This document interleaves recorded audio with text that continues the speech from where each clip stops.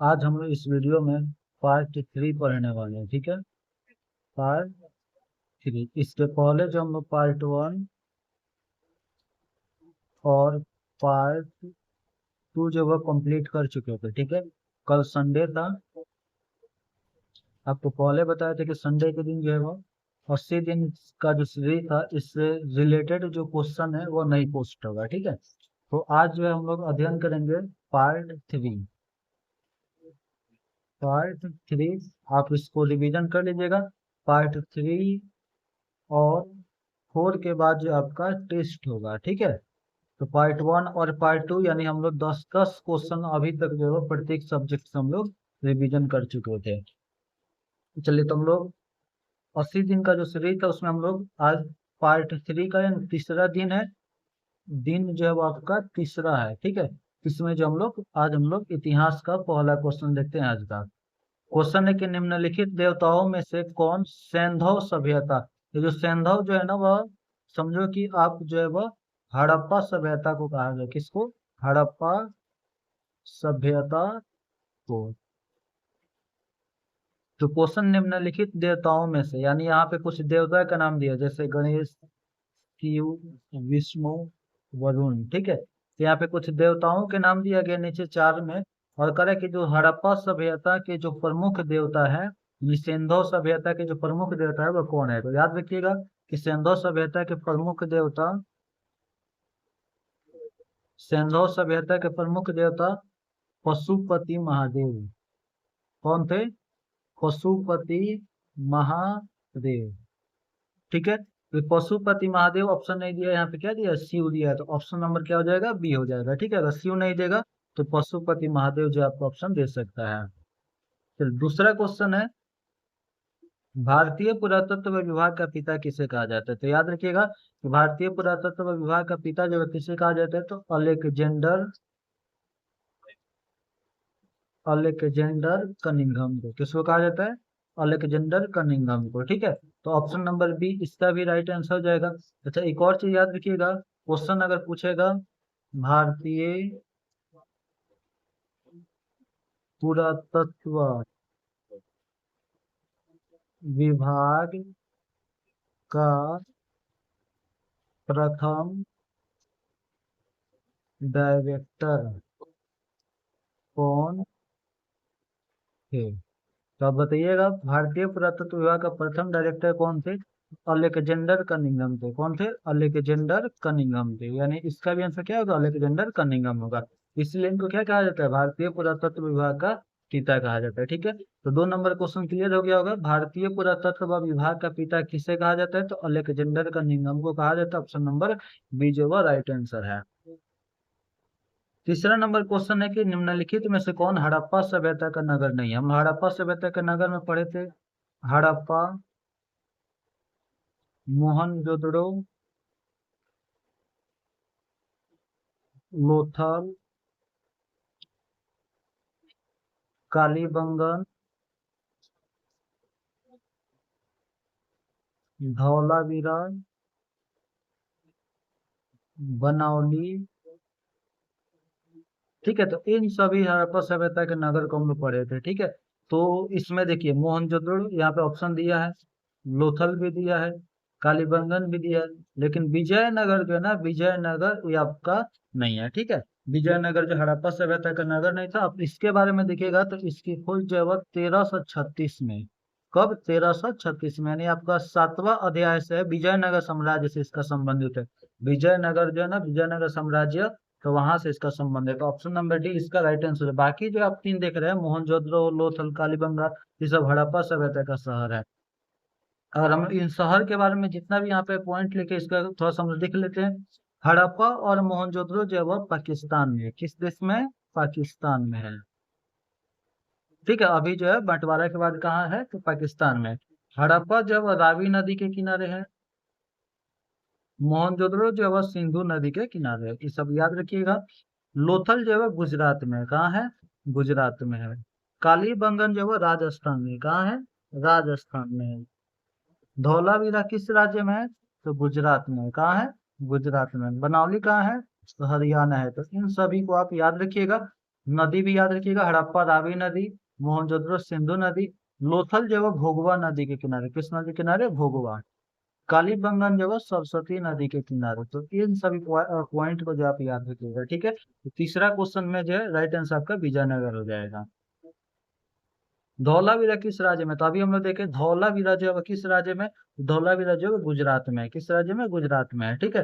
अगर कालीबंगन पूछे, कालीबंगन, तो कालीबंगन जो है राजस्थान में, कहाँ है, राजस्थान में। अगर बनावली पूछे, बनावली किस राज्य में, तो बनावली जो है हरियाणा में है, किस राज्य में, हरियाणा में है, ठीक है। धौलावीरा पूछे तो किस राज्य में, गुजरात में है, ठीक है। बाकी जो है वो आपका हड़प्पा मोहनजोदड़ो ये सब पाकिस्तान देश में है।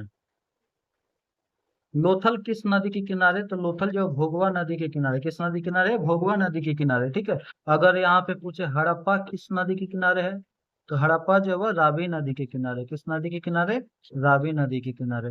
यदि अगर पूछे मोहनजोदड़ो, मोहनजोदड़ो किस नदी किनारे है, तो आप कहिएगा सिंधु नदी के किनारे, किस नदी के किनारे, सिंधु नदी के किनारे।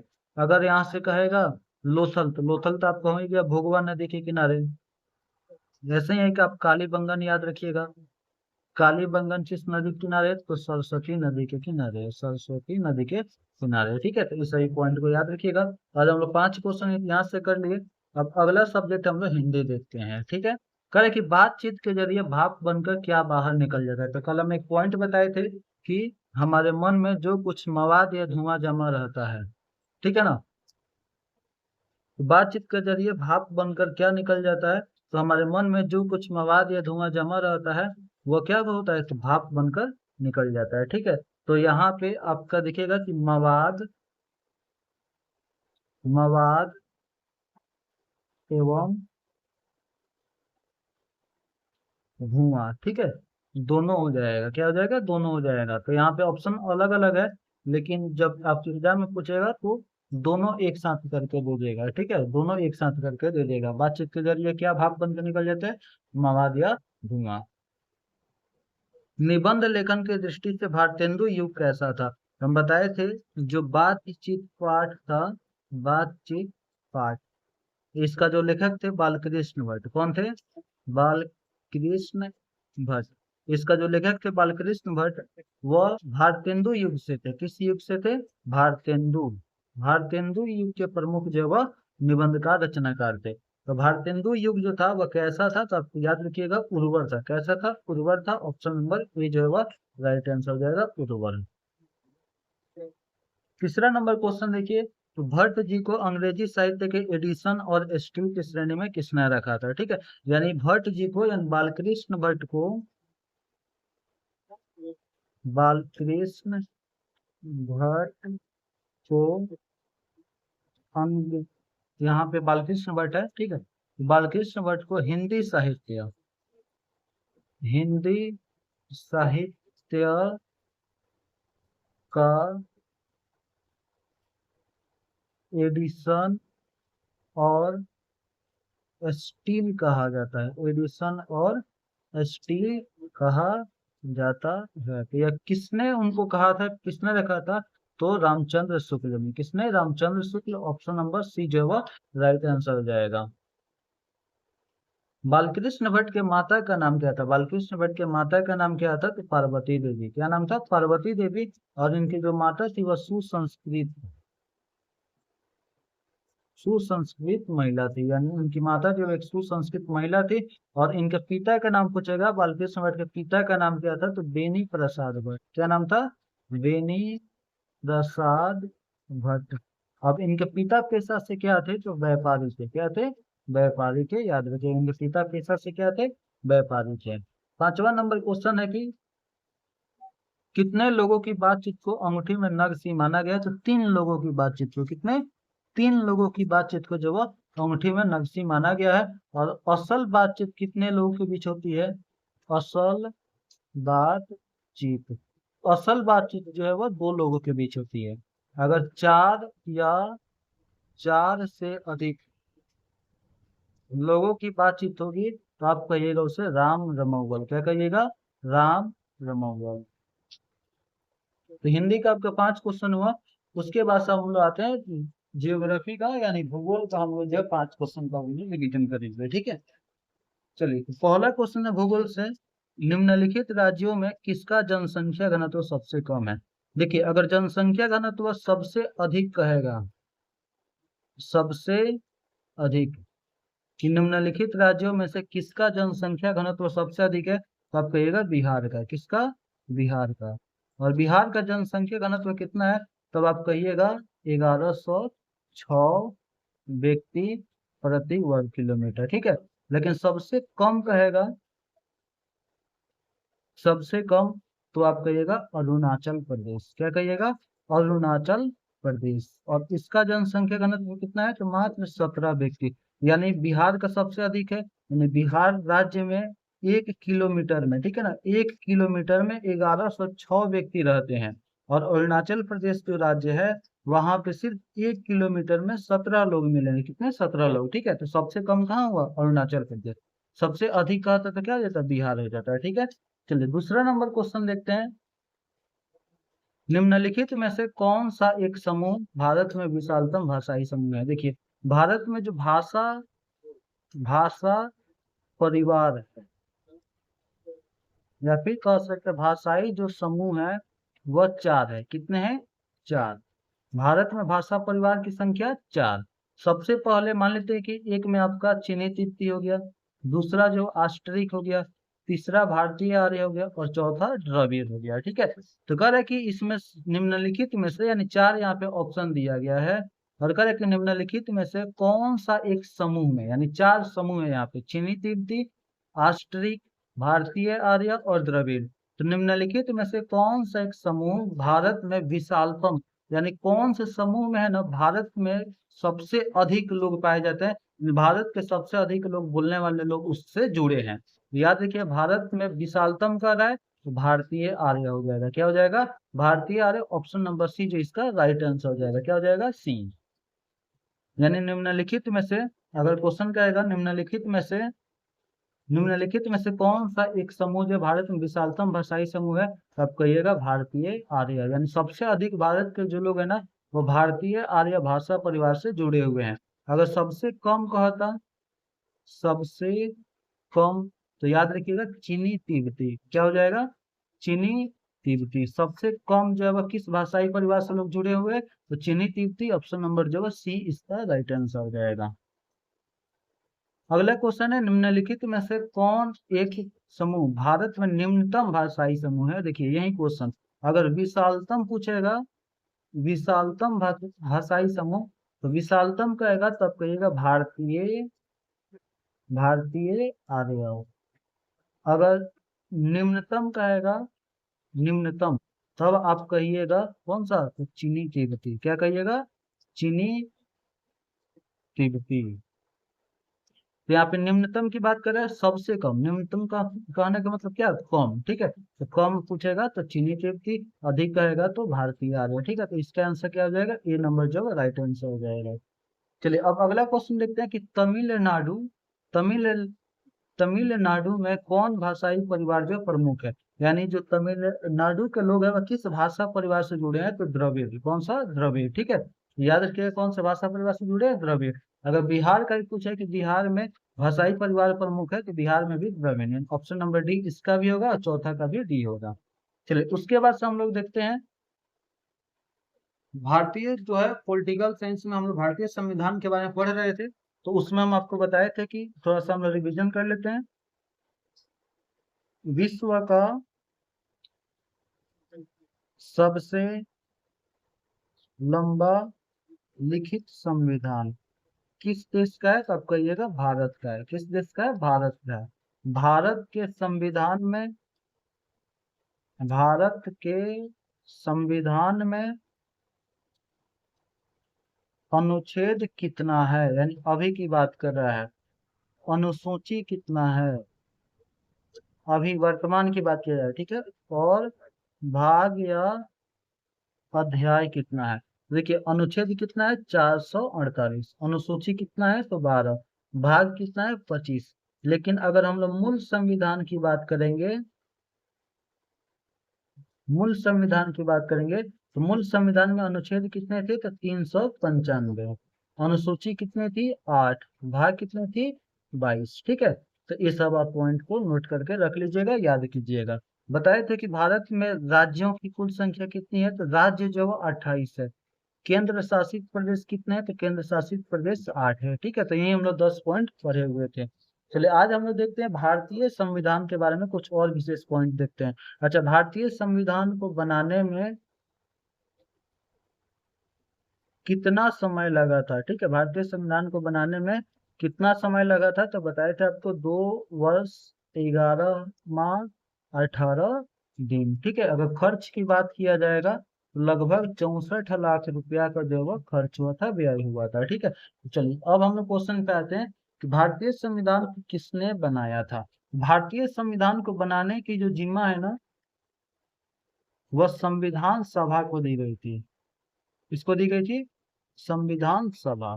ठीक है, यानी भारतीय संविधान को बनाने का जो जिम्मा है वह किसको दी गई थी? तो संविधान सभा को दी गई थी। याद रखिएगा, भारतीय संविधान को बनाने की जिम्मा किसको दी गई थी? संविधान सभा को दी गई थी। ठीक है, तो भारतीय संविधान को किसने बनाया? तो याद रखिएगा, संविधान सभा ने। किसने बनाया? संविधान सभा ने। ठीक है, चलिए उसके से दूसरा क्वेश्चन देखते हैं।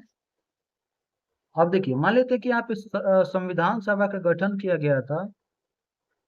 संविधान सभा का गठन, तो मान लेते हैं कि संविधान सभा का जो गठन किया गया था वह किसी न किसी की कहन मतलब सहायता से ही किया गया होगा। ठीक है, यानी कोई ना कोई उसमें अपना सहायता दिया होगा। तो वही कहता है कि भारत की जो संविधान सभा है वह किसके अनुसार गठित की गई थी, यानी वह किसके कहने पर, किसके देन से, किसकी सहयोग से गठित की गई थी? तो याद रखिएगा, कैबिनेट मिशन योजना। कौन सा? कैबिनेट मिशन योजना। ठीक है, तो भारत की संविधान सभा यानी जो संविधान सभा है, तो उसका गठन जो वह किसके अनुसार की गई थी? तो कैबिनेट मिशन योजना। एक कैबिनेट मिशन योजना क्या होता है, थोड़ा सा इसको हम लोग देख लेते हैं। यह अंग्रेजों का एक योजना था। अंग्रेजों का योजना था जो 1946 में भारत आया था। ठीक है, तो भारत कब आया था? तो याद रखिएगा 1946 में। कैबिनेट मिशन योजना भारत कब आया था? 1946 में। इसका उद्देश्य क्या था? मतलब आखिर जब यह योजना आया भारत में तो इसका उद्देश्य क्या था? तो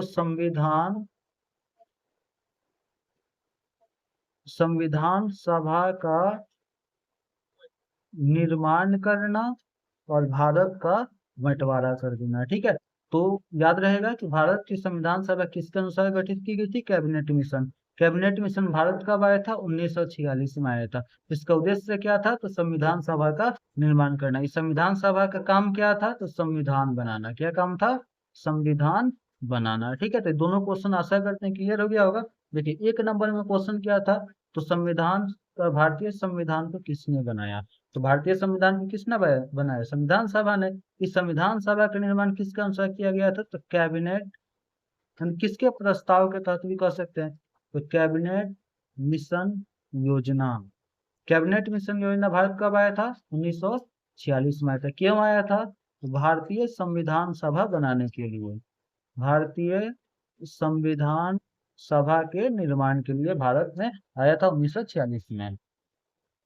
अब है कि भारत की संविधान सभा किसके अनुसार गठित की गई थी? कैबिनेट मिशन योजना जो 1946 में आई थी। ठीक है, उसके बाद से है कि कैबिनेट मिशन योजना भारत कब आई थी? तो अभी हम आपको बताएं, ऑप्शन नंबर सी 1946 में आई थी। अच्छा, एक और चीज देखिएगा, कैबिनेट मिशन योजना भारत कब आई थी? तो 1946 में आई थी। इसका जो उद्देश्य था, यानी काम कह सकते हैं, फिर उद्देश्य कह सकते हैं। इसका उद्देश्य क्या था? तो संविधान सभा का निर्माण करना। ये संविधान सभा क्यों? तो संविधान को बनाने के लिए। संविधान को बनाने के लिए। ठीक है, अच्छा, जब कैबिनेट मिशन योजना भारत में 1946 में आया था तो 3 इसका सदस्य थे। कितने सदस्य थे? 3। यानी कैबिनेट मिशन के सदस्य कितने थे? तो 3 थे। कितने थे? 3। ठीक है, अब तीनों का नाम हम लोग यहाँ पे चौथा क्वेश्चन में देख लेते हैं। तो तीनों के नाम देखिएगा, एबी अलेक्जेंडर। कौन थे? एबी अलेक्जेंडर, यानी आप सिर्फ अलेक्जेंडर भी याद रख सकते हैं, ठीक है। कि कैबिनेट मिशन के सदस्य कौन थे? तो अलेक्जेंडर, स्टेफोर्ड क्रिप्स और पैथिक लॉरेंस। तो तीनों आप नाम याद रखिएगा, ठीक है। कौन कौन? Alexander, Stafford Cripps, Stafford Cripps और पैथिक पैथिक लॉरेंस, ठीक है। ये तीनों जो है ना वो सदस्य थे। क्या थे? सदस्य थे। तो याद रखिए कि कैबिनेट मिशन के सदस्य कौन थे? तो ये तीनों थे, अलेक्जेंडर, क्रिप्स और पैथिक लॉरेंस, ठीक है। चलो, 5वां नंबर क्वेश्चन है, कैबिनेट मिशन का अध्यक्ष। अब मान लीजिए सदस्य की बात करेगा, सदस्य की बात करेगा तब यह तीनों होगा। यानी जो कैबिनेट मिशन 1946 में आया था, इसका अगर सदस्य की बात कर देगा तो अब आप कहिएगा अलेक्जेंडर, क्रिप्स, पैथिक लॉरेंस। लेकिन यहाँ पे क्वेश्चन आप ध्यान से पढ़िएगा तो आपको पता चलेगा कि कैबिनेट मिशन का अध्यक्ष पूछा जा रहा है। क्या पूछा जा रहा है? कैबिनेट मिशन का अध्यक्ष पूछा जा रहा है। तो इसका जो अध्यक्ष थे वो पैथिक लॉरेंस थे। कौन थे? पैथिक लॉरेंस, ठीक है। सदस्य में तीनों आ जाएंगे। जब सदस्य कहेगा तो आप तीनों का नाम कहिएगा। लेकिन जब कैबिनेट मिशन का अध्यक्ष की बात करेगा तो अध्यक्ष में जो है लॉरेंस यानी पैथिक लॉरेंस हो जाएंगे, ठीक है। तो इस जो है वो पांचों पॉइंट को क्लियर रखिएगा। अब यहाँ पे हम लोग संस्कृत में हम लोग 5 क्वेश्चन आज के देखेंगे, पार्ट 3, यानी 15 क्वेश्चन आज पढ़ने के बाद हो जाएगा पूरा। तो संस्कृत में यहाँ पे सबसे पहले क्वेश्चन है, भास के कितने नाटक है? किसके? भास। तो भास ये कौन है? तो आपको बताए थे कि पहला चैप्टर जो है वो कौन है? तो तपोवने, तपोवने ब्रह्मचारी। पहला चैप्टर का नाम क्या है? तपोवने ब्रह्मचारी। तपोवने ब्रह्मचारी पाठ का जो लेखक है वो कौन है? भास है। कौन है? भास है। तपोवन ब्रह्मचारी कहाँ से संकलित है? तो स्वप्न वासव दत्तम से। कहाँ से? स्वप्न वासव दत्तम से संकलित है। अच्छा, अब भास के जो लेखक है, इनके भास के कितने नाटक है? तो 13। कितने नाटक है? 13। तो वही क्वेश्चन पूछा है कि भास के कितने नाटक है? तो 13 इनके नाटक है। कितने नाटक है? 13। ऑप्शन नंबर बी जो है राइट आंसर हो जाएगा। चलिए, अब यहाँ पे 12 नंबर क्वेश्चन देखते हैं कि राजगृहतः आगतो आगत अस्मि, ठीक है ना। तो कह रहा है कि राजगृह से आया हूँ, यानी इसका हिंदी अर्थ हुआ कि राजगृह से आया हूँ। तो राजगृह से आया हूँ, यह कथन किसका है? तो ब्रह्मचारी का है। किसका है? ब्रह्मचारी का। हम आपको बताए थे ब्रह्मचारी, ब्रह्मचारी कहाँ से आया था? कुतः आगत।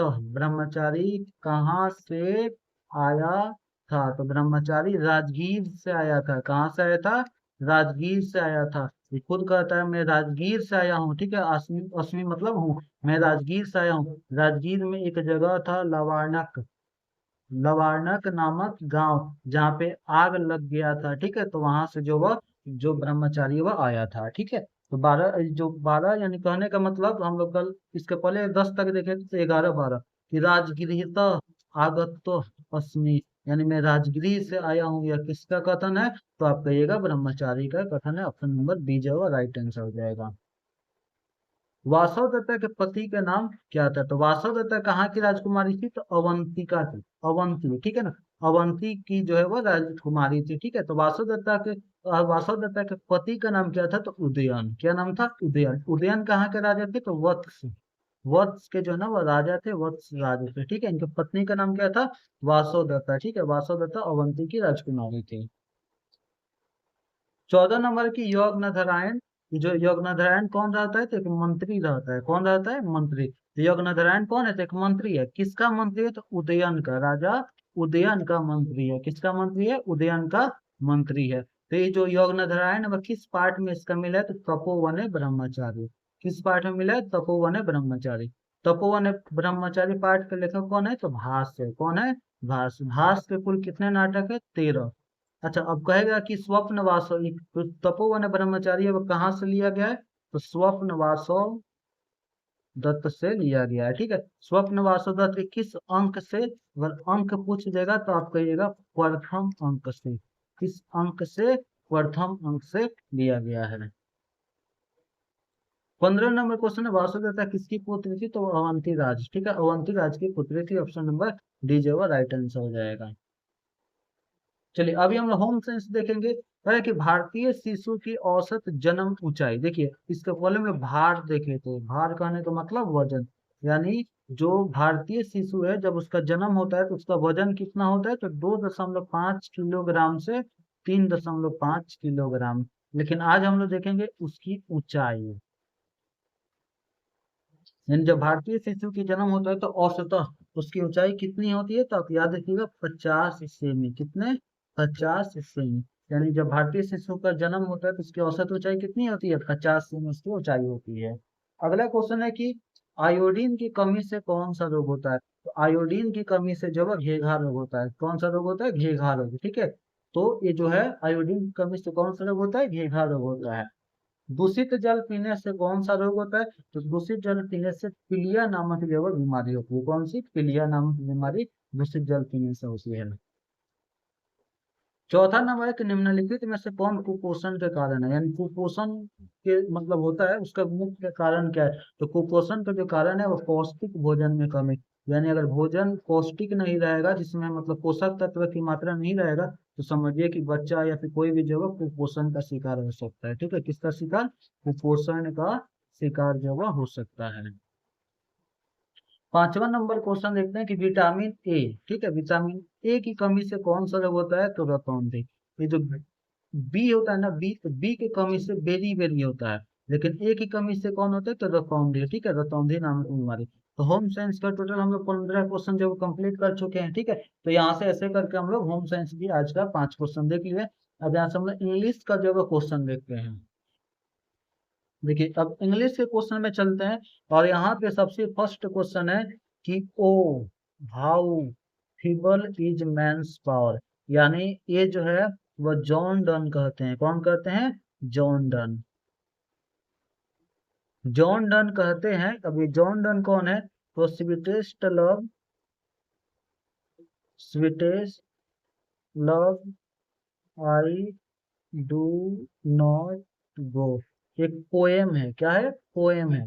तो इस पोएम का जो है पोएट रहते हैं जॉन डन। कौन रहते हैं?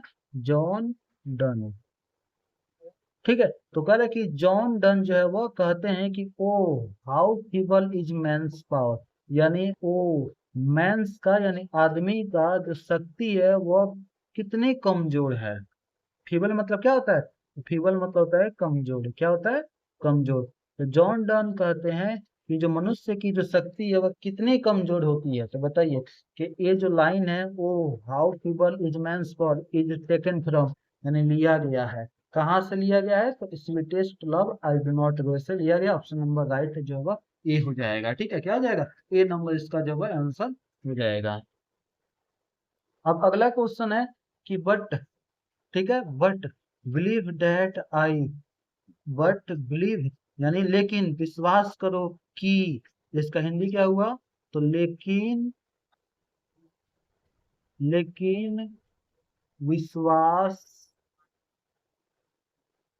करो कि आई शैल मेक स्पीडियर जर्नी। कवि कहते हैं कि लेकिन विश्वास करो कि मैं जर्नीज को यानी यात्रा को जो है ना वो क्या करूंगा? तेज बनाऊंगा। किसके अपेक्षा? तो सन के अपेक्षा, ठीक है ना। इसीलिए तुमको बेटर कहा गया है ना।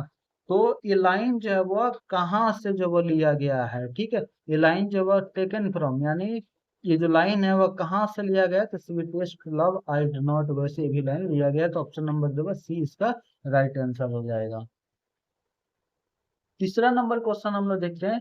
3 नंबर क्वेश्चन में कि डेट दो लवेस्ट मी एज दो सेस्ट इज टेकन फ्रॉम, यानी ये जो लाइन है वह टेकन फ्रॉम यानी लिया गया है। कहाँ से लिया गया है? तो sweetest love I do not go से लिया गया है। ठीक है, चलिए चौथा नंबर क्वेश्चन है कि जॉन डन वाज द क्वाइनीज, ठीक है ना, क्वाइनीज ऑफ डैश, यानी वह किस पोएट्री के जो क्वाइनीज, यानी वह अग्रदाता, यानी कह सकते हैं उनको हम लोग जन्मदाता कहा जाता है। ठीक है, तो मेटाफिजिकल पोएट्री, कौन सा?